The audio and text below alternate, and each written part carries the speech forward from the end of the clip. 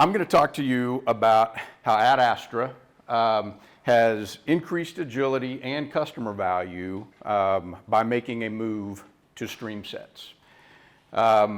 Introductions, been with Ad Astra a little over 12 years in a variety of roles. And somebody asked me just the other day, you know, how did you get into data engineering? And I said, data engineering really kind of found me. Ad Astra is a unique company, and I'm not going to go into too much detail about me, but Ad Astra is a very unique company that small, private. There was about 50 employees when I started 12 years ago. We've almost doubled in size. We're about 100 now. And our CEO, founder, is very intent on helping people find their God-given talents and cultivating that. And I started out in sales, believe it or not, and now I'm a data engineer. And yes, that's a very strange track, right? But I'm a data engineer now because that way more fits my mold than sales does. So Ad Astra, where we were.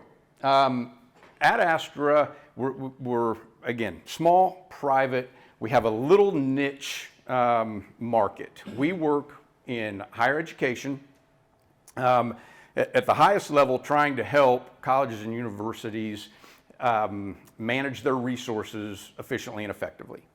Most of what I'm going to talk about today, where we focus that, is in helping them with their class offerings so that they offer the right number of classes at the right sizes to A, fit student needs. So what we really want is a student goes to register, has courses that they need to graduate, they're able, that class is being offered and there are seats available in that class. At the same time, what we don't want schools to do is offer so many of those classes that we've got instructors out there teaching classes of 5 or 6. That's inefficient, right? So we're trying to find that sweet spot of availability plus efficiency with our clients. Schools all have, so to back up, in order to do that, we've got to pull a ton of data from these schools. Schools have what are called student information systems. So over here on the left, you can see that SIS. That's what SIS stands for, Student Information System. Basically an ERP that holds most of, probably 90% of the data for a school. It holds students and student information. It holds instructors and instructor information.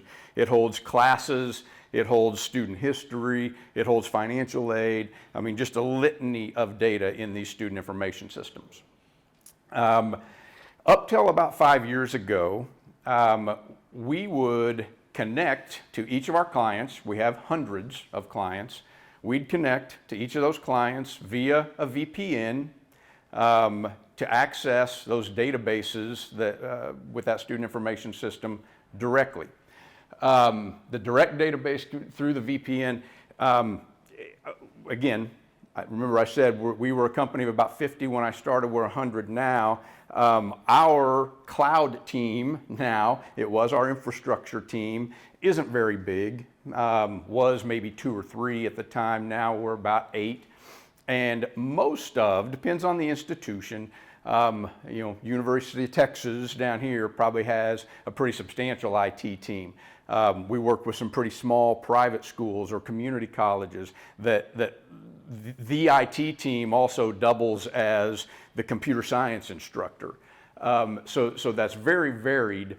But it would literally take months of work to get that VPN and connectivity and stuff set up, and multiple resources if they were available on both sides. And that's usually why it took months, is because the school, their resource could only meet for a couple hours a week maybe to work on this thing. Then our process, once we got that VPN set up, our process was XML import files, doing transformations through code in the middle. So it was extract, transform, load, what was our model. It's doing transformations in the middle of those imports. We're importing, millions of rows of data for hundreds of clients, so literally billions of rows of data. Typically for what we're doing, once a term, sometimes for other things it might be daily, but those imports would literally take days. So we kick off an import, and now we're just thrashing these customers, these schools' databases for days on end. As you can imagine, that caused some problems. That XML code had to be unique for each student information system. There are, I'd say 4 major players in that student information system area, and then there's some other minors. That XML code had to be unique for each of those, and then we had some schools that would do custom things because a lot of those student information systems are fairly customizable, so we'd have to customize their XML spoke. The code that kind of analyzed all that data for us was truly a black box. And in this company of 50 to 100 folks, there were 2 people that could write and fix that code. Believe it or not, there were some bugs in that code. And so that led to us going months between builds. If there was a bug, again, literally months, we would shoot for quarterly releases. We oftentimes wouldn't hit that deadline, and so now we might go 2 quarters without a release. And again, if you can kind of picture what we're doing, our schools, our clients are in January, let's say, trying to build their schedule for the next fall. And so here in a few months is kind of our peak time. Our busy time really goes kind of in peaks and valleys, especially for what we were doing back then. And so you can imagine these deans and folks that are trying to build this schedule in January find a bug, find an issue, and they report it, and then we don't get it fixed until maybe the March release if we're lucky, probably not the June release. Well, that doesn't do them a lot of good for that schedule in March. So just some bad stuff all the way around. We would load all of that into databases at Astra.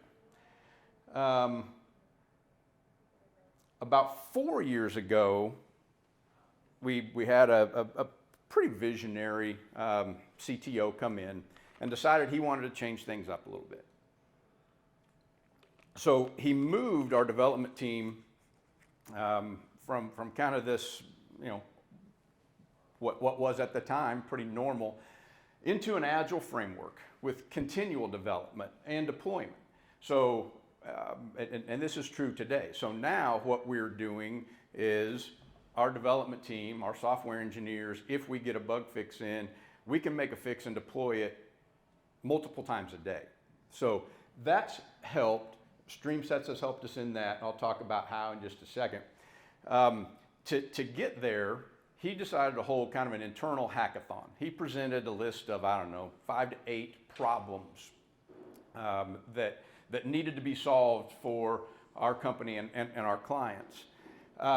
And divided our development team up into teams of 3 or 4 each and said, pick a problem and go solve it. All right. Well, what that led to was one of the development teams said, well, what if instead of trying to do these data ingests with the transformations in the middle and all of this customizable stuff, what if we just pulled all the data to begin with, okay, instead of trying to transform it? And so that led to the development of what we call our DIA, our data ingestion agent, in a Docker container. Would pull that data and load it into S3 buckets. All right, so that really helped, obviously, that days-long thrashing of our clients. Now, this data ingestion agent would run for minutes, in some cases with some of our big clients, maybe hours, but it's now dumping all of that data into an S3 bucket where then the developers would use AWS, Lambdas, and batch operations, state machine functions, that type of thing, state machine services to transform that data and get it where we want. So all of that was really good, except that the development team did that. Remember I said there's 4 major SISs and then some other kind of outliers. The development team was able to do that in about 3 months' work probably for 2 of our 4 student information systems. Now, it comprised about 80% of our clients, so they focused on the right things, but that also kind of shut 20% of our clients out of this process. And what it did is it got us in the data ingestion business. And remember, we're a software company with a really small niche market of trying to help higher ed operate more efficiently. So this wasn't really very efficient for us. And we decided we did not want to be in the data ingestion business. It's hard, and there are really good companies that do it really well. So we went out shopping, transformed, and found StreamSets. And for us, StreamSets did exactly what we needed to do.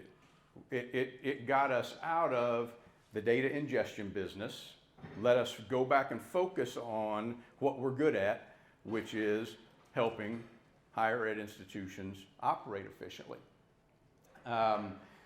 You can kind of see that this is from our Control Hub dashboard.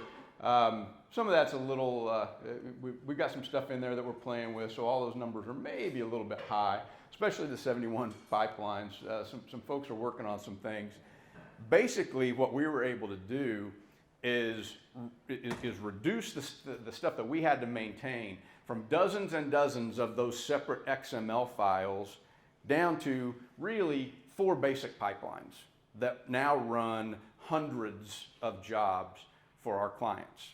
That's 4 pipelines that we have to maintain if we make changes versus dozens and dozens of those XML files. And really, as is almost always the case, we're probably not even using StreamSets to its full potential. Even as I'm listening to Mike talk, I'm thinking, wow, there are some things now that when we first started, again, 2 to 3 years ago, so this was late 2018, early 2019 probably, that kind of what we had in our mind, you know what you know at the time. And we built these pipelines, and again, I'm listening to Mike thinking, we could change those pipelines to even be a little bit more efficient and help us out even a little bit better. Basically, we're doing JDBC connections to those same databases, but now clients, instead of having to set up that VPN pipeline, clients can install their own Docker image on their own premises and use StreamSets, and so that implementation time for our clients has been reduced from months to days, literally. And therefore, our ability to start gathering their data, analyzing that data, getting our recommendations and results back to them has been cut, from now almost a year from when they'd sign a contract maybe to weeks. So it's incredible. The pipeline is really simple. We're pulling data, adjusting some things for dates. I'm not even sure what we're doing there, to be honest. Still dumping it into those S3 buckets, and then using a pipeline, I'll show you this in a second, using a fragment to send messages to get that data transformed. Now, those 4 basic pipelines, as you can imagine with hundreds of clients, those hundreds of clients do have some unique things for each of them that we need to send. So for those things, we use runtime parameters. And again, StreamSets makes it very, very simple to do that. So there's some connection info, obviously, that's going to be unique from client to client to client that we can input in there. Each of our clients has their own S3 bucket that we're putting data into. Depending on, so we do still have to, because each of those different student information systems does have their own schema that we're transforming the data into. So we do have to tell it which student information system it's coming from, so that it knows which transformations to run through. One of the things that StreamSets has helped a ton on is the customization piece. We've got a pretty standard set of tables that we pull from with each student information system. But again, those student information systems are customizable. Sometimes our clients do really weird things, and instead of holding some particular set of data that we need in this table, they've put it in that table. And with StreamSets, we can actually use runtime parameters to kind of switch those tables out, and ultimately what winds up happening is we're doing select star from that table as this table, so that when it goes into our transformations, we didn't have to change anything. The transformations can stay the same, even though the tables are a little bit different. And then, as I mentioned, when it gets done, we've got fragments that will send SQS messages to kick off our transformations, so that again, regardless of what student information it came from, student information system it came from, our process of loading that data into Snowflake, so that basically that's what we're doing now. We're loading from S3 into Snowflake. That was one of the things that, as Mike's talking, I'm thinking, well, we could probably now. We didn't start out in Snowflake. We started out sending to Redshift, Amazon Redshift. We've now switched to Snowflake with some of the capabilities that StreamSets has. We might be able to take that data straight from the databases and just load it straight into Snowflake instead of going through S3.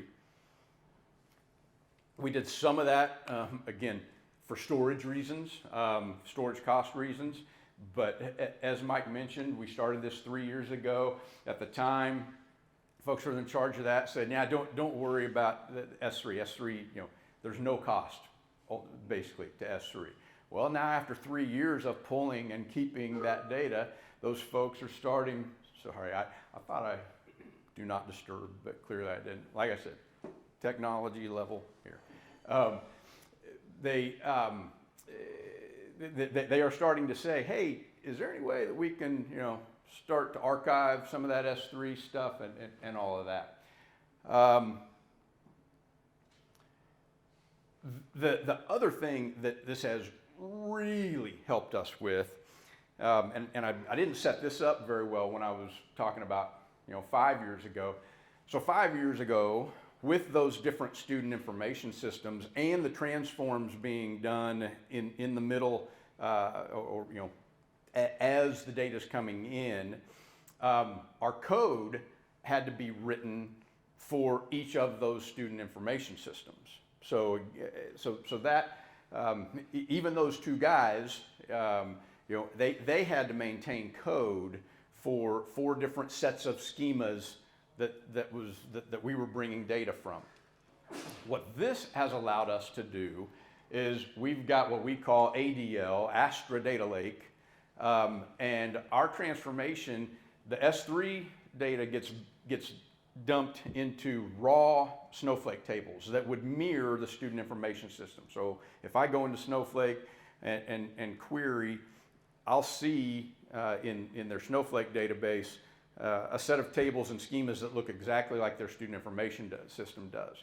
And then our transformations will transform all of that data into a common data set. That's that ADL. So now our developers, instead of coding against multiple different schemas, have one basic common data set and one schema to code against.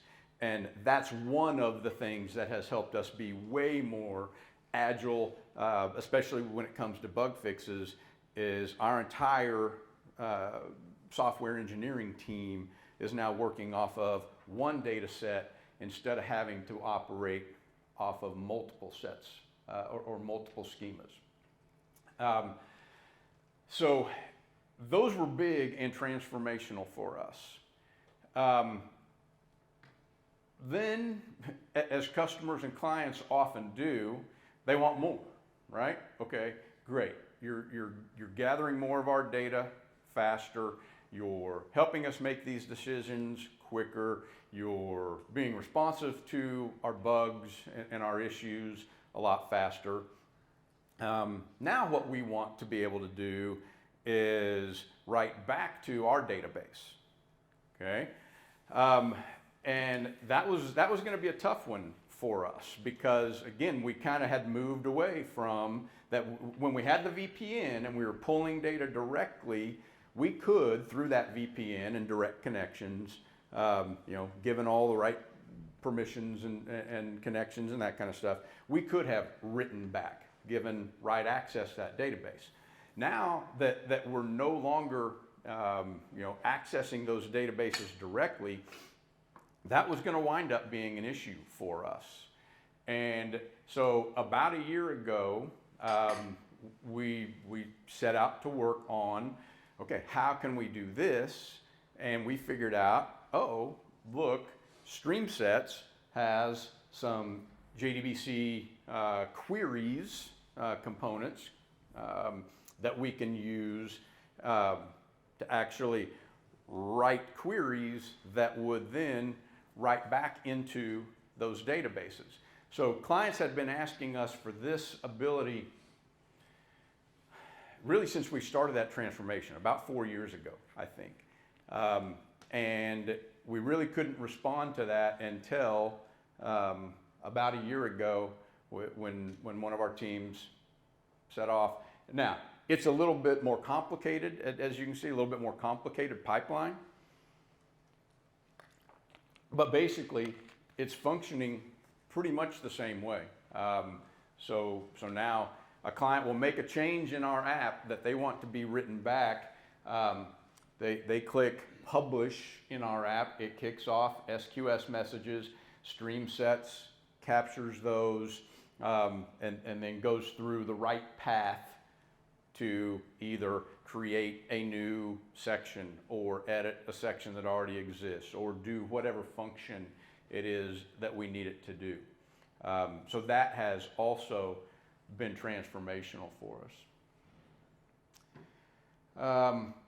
Where we're going, okay? These are the things that are on the horizon. Some of these are closer than others. The ability for StreamSets to connect really to anything that we need it to connect to opens up the door for new student information systems and new ways of gathering data. A lot of student information systems now, Workday, for example, has a student information system. For those of you that know much or anything about Workday, it doesn't have that relational database behind the scenes that we're used to working with, right? All of that data fetch is through APIs. But we can use StreamSets to access those APIs as well and get that data from StreamSets. One of the things that we are looking at, again, this is going back to kind of that change. Initially, when we were doing all of this, again, the S3 storage, don't even worry about it. So literally what we were doing is importing, I'm just going to say, to not get into the details, all data every day, every night, especially now that these imports aren't taking days to complete. They're taking minutes or hours to complete. Great, we can do this every night. So basically, we're pulling all the data that we need, dumping it into an S3 bucket nightly. Well, again, now we're starting to think a little bit more and a little higher level about the efficiency of that. And we're starting to look at transactional changes and change schemas. StreamSets' new data ops platform is helping us with that. They have some SDC, slowly changing dimensions in StreamSets that will compare our old data, quote unquote old, literally yesterday's data, to today's data, and find the changes in there, and then we can write that out to a change schema and do all our transformations that we need that way, rather than ingesting, again, all the data on a nightly basis. So that's one thing. We haven't quite got that up and operational in prod yet, but that's one of the things that we're kind of excited about.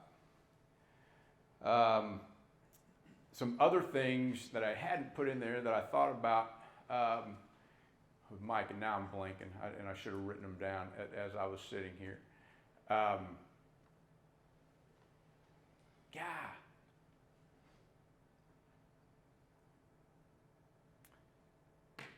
Can't remember. I can't remember. Maybe it'll come to me if and as you all have got questions for me.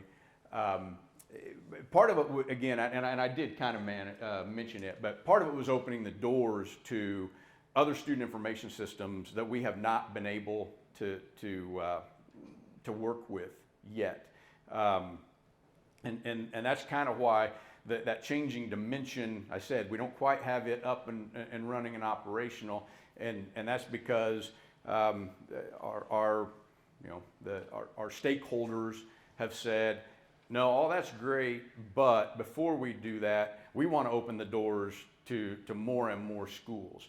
And so again, with StreamSets' ability to connect to anything, and us not having to worry about all the intricacies of that new schema or that different schema, it truly has opened the door to, I think, 3 new student information systems within the last year. So, and again, we had 80% of our clients in 2, and so it's not huge market share, but it's some market share, right? And who's turning away any market share these days?